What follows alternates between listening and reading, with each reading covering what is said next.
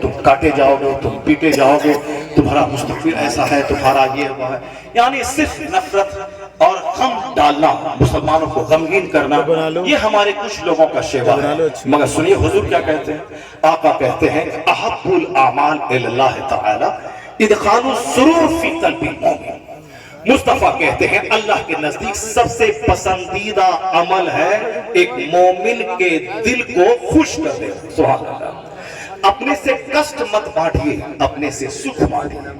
دوسروں کو تکلیف مت پہنچائیے، چہرہ مسکراتا ہوا ملیے تاکہ دوسروں کو تکلیف نہ ہو، خوشی ملے، آپ کے چہرے کو دیکھ کے خوشی ملے. حضور نے فرمایا فلا تحقرن من المعروف شیئا ولو ان تلقى اخاك بوجه طلق. حضور کہتے ہیں کسی نیکی کو حقیر مت سمجھنا، یہاں تک کہ اپنے بھائی سے مسکرا کے ملنا تیری طرف سے صدقہ ہے. سبحان اللہ. مہمان کے ساتھ دروازے تک چل کے جانا، یہ مہمان کے دل کو خوش کرنا ہے. السلام علیکم ورحمت اللہ کہہ دینا، برکاتہ کہنا ایک مومن کے دل کو خوش کر دیتا ہے. آنے کے بعد تپاک سے کھڑے ہو کے ملنا ایک مومن کے دل کو خوش کر دیتا ہے. مومن کی تعریف کرنا مومن کے دل کو خوش کر دیتا ہے. آج غیبت، چغلخوری، حسد، جلن، سامنے بہت اچھے مولانا ہے، ایک سیکنڈ جہاں رخ وہاں سے پھرا، بہت بڑا پاپی اور بہت بڑا جوکر ہے یہ آدمی، ایک سیکنڈ میں نظریہ بدل جاتا ہے. لوگ اس قدر اندر سے کمزور ہیں کہ صبح کچھ، شام کچھ، زبان پہ کچھ، دل میں کچھ. لگتا ہے دیکھنے میں کہ مسجدیں بھری ہوئی ہیں، مگر بعض بزرگوں نے جب مسجدوں میں رکھے بیٹھے ہوئے لوگوں کو دکھلایا، لگا کہ سارے لوگ جانوروں کی شکل میں ہیں. یعنی زبان پہ کچھ، دل میں کچھ، چہرہ سامنے کا کچھ، پیچھے کا کچھ، منافقت سے لوگ بھرتے چلے جا رہے ہیں. اور مسجد میں بیٹھ کے غیبت، خانقاہوں میں بیٹھ کے غیبت، ہر جگہ بیٹھ کے غیبت، صرف غیبت، شکایت، حسد اور جلن، یہ ساری باتیں ہوتی ہیں. مگر خوشی دل کو دینا، تعریف کرنا، غائبانہ تعریف بیان کرنا. اور جب وہ شخص سنے گا کہ فلاں بندہ غائبانہ میری تعریف لوگوں کے سامنے کر رہا تھا، وہ دل سے دعا دے گا. مگر اب یہ دعا کوئی لینا نہیں چاہتا، صرف غیبت کرنا چاہتا ہے.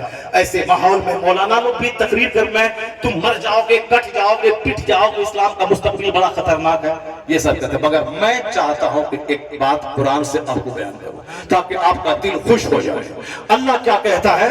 یریدون لیطفئوا نور اللہ بافواہہم واللہ متم نورہ. یہ کافر اپنے منہ سے اسلام کا نور بجھانا چاہتے ہیں اور اللہ اس نور کو پورا کرنا چاہتا ہے. جس کو کافر بجھانا چاہتے ہیں اور اللہ جسے پورا کرنا چاہتا ہے. کافروں کی بات جھوٹی، اللہ کی بات سچی. اللہ اسلام کو پورا کرنا چاہتا ہے، اسلام کو ہر گھر میں پہنچانا چاہتا ہے. تو بندوں کی محنتیں رنگ نہیں لائیں گی.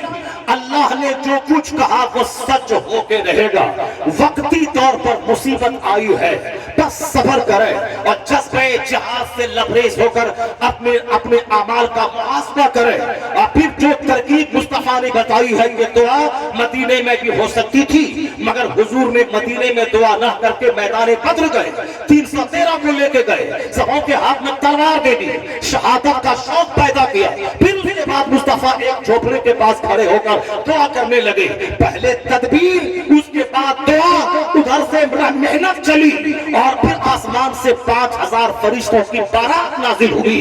وہ دعا اگر مدینے میں ہوتی، جہاد کرنا کر کے پھر وہ فرشتے 5000 پہ اترتے، مگر مدینے سے چل کے بدر آئے. پہلے کیل کاٹے درست کیا، پھر اس کے بعد جنگی تدبیر بتائی، اب اس کے بعد دعا کرنے لگے اللہ سے الہی یہ چھوٹی جماعت آج ہار گئی تو قیامت تک تیری پرستش نہ ہو پائے گی. تو اپنا وعدہ سچا کر دکھا. پہلے تدبیر، پہلے اسٹرگل، پہلے جدوجہد، پہلے جان کی بازی لگا کے اسلام بچانے کی فکر. تب آئے وہاں صحابہ کو لے کر شہادت کا جان پلانے کے لیے. اس کے بعد دعا کی پھر کیا ہوا؟ وہ دعا رنگ لائی کہ 5000 فرشتے آسمان سے زمین پہ اتر گئے. یہ 70 مکہ کے سردار مارے گئے، 70 گرفتار کر لیے گئے، 1100-1200 فوج کے پاؤں کھڑ گئے، سب سلیل ہو کے رسوا ہو کے مارے گئے. بھاگے اسلام کو فتح مبین حاصل ہوئی. آج یورپ کا دانشور کہتا ہے اسلام کیسے دبے گا؟ اس کی بنیاد اسی دن مضبوط ہو چکی تھی جس دن 313 کو میدان میدان بدر میں فتح مبین حاصل ہوئی تھی، اسی دن اسلام مضبوط ہو چکا تھا جس دن میدان بدر میں فتح حاصل ہوئی تھی۔ پتا چلا کہ جدوجہد، اسٹرگل، جان کی بازی لگانا، بال بچوں سے زیادہ اللہ سے محبت کرنا، یہاں بال بچے بھائی بھتیجا گھر مکان دکان نے مجھ کو بزدل بنا دیا، اس لیے کافر کا حوصلہ بلند ہوا۔ اللہ کی بات سچی ہو کے رہے گی، اسلام غالب ہو کے رہے گا، ہر گھر میں اسلام پہنچ کے رہے گا۔ اور اسی آیت کی تشریح و توضیح مصطفیٰ کرتے ہیں، مشکات کی حدیث میں آیا ہے کہ ایسا وقت آئے گا لا یبقى علی ظہر الارض بیت مدری ولا وبر الا ادخلہ اللہ کلمۃ الاسلام۔ اس دھرتی پر کوئی کچا پکا گھر نہیں بچے گا مگر اللہ اسلام کا کلمہ داخل فرما دے گا۔